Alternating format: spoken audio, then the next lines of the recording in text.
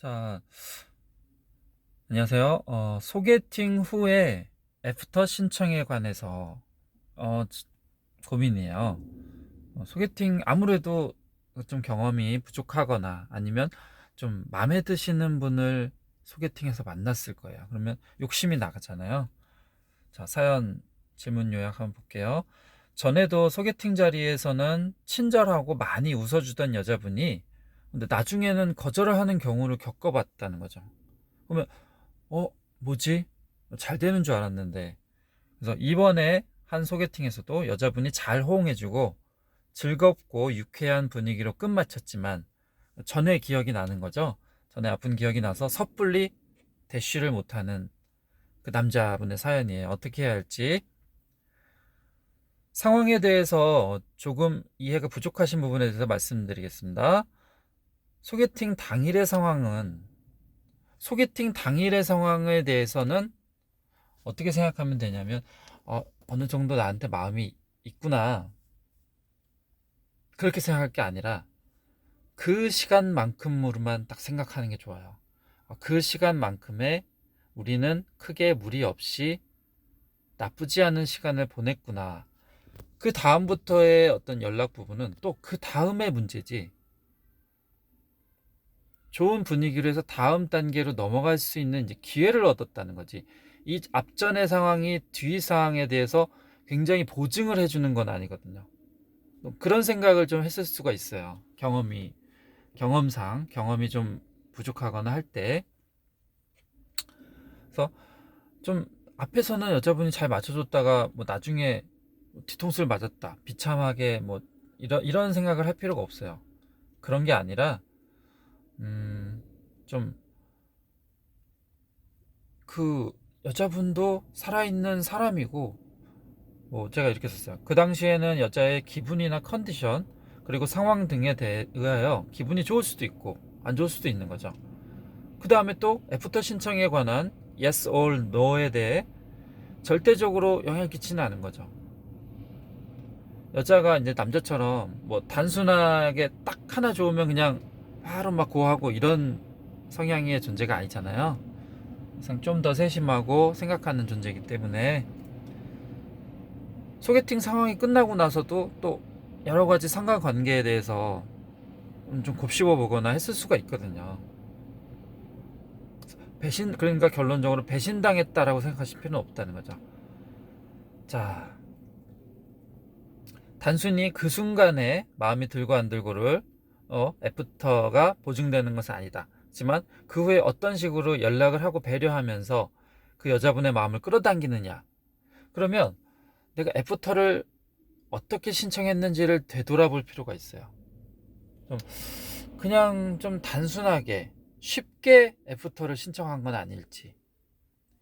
그 대화를 토대로 해서 그거를 이어가는 느낌으로 또 이렇게 약간 어, 소개팅은 어떻게 보면 오프라인이잖아요.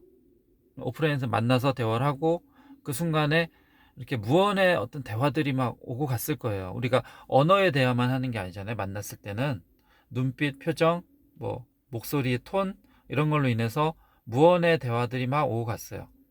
이제 나중에 온라인이죠. 문자, 뭐 카톡 이런 걸로 이렇게 주고받을 때는 또 온라인의 관계로서 그러니까 마주보고 있지 않은 상황이니까 그 상황에서의 또 이렇게 원활한 대화를 하려면 그 전에 오프라인 때 만났던 그런 대화의 토대를 가지고 이어갔어야 되는데 혹시나 이어가지 못한 건 아닐지. 또 여기서 이제 주의점은 있어요. 전에 한 얘기 그러면 이어서 해라. 전에 한 얘기 이어서 해라. 그러면 전에 한 얘기 그 비슷하게 막 그 얘기만 해야지.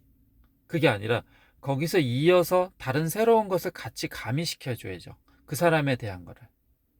그래서 그걸 토대로 또 하나를 얻고 그럼 이거랑 버물려서 또 새로운 얘기가 흘러가고 이러면서 점차 서로 나와 상대방이 조금씩 비빔밥처럼 버무려진다라는 느낌. 그러면서 앞으로 좀 관계 개선이 되면서 진행이 된다라는 느낌.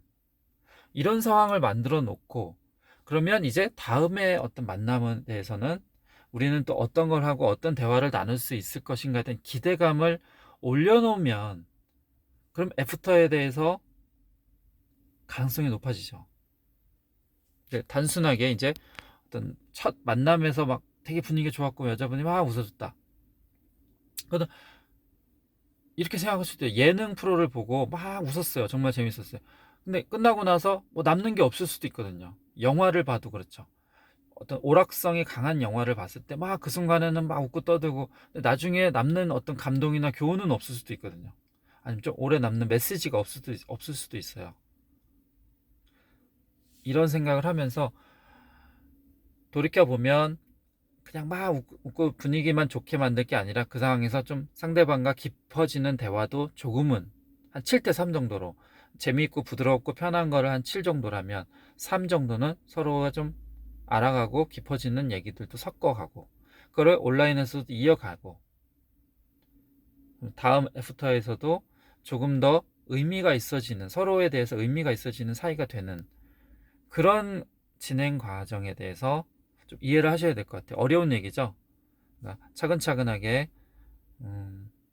빠르게 그거를 익히시려면 또 이렇게 코칭을 받고 하면서 빠르게 늘려가거나 아니면 자기가 혼자 하려면 정말 시간을 들여서 산전수전을 다 겪으면서 해야 되죠. 연애라는 건 또 적정 기간이라는 게 있어요.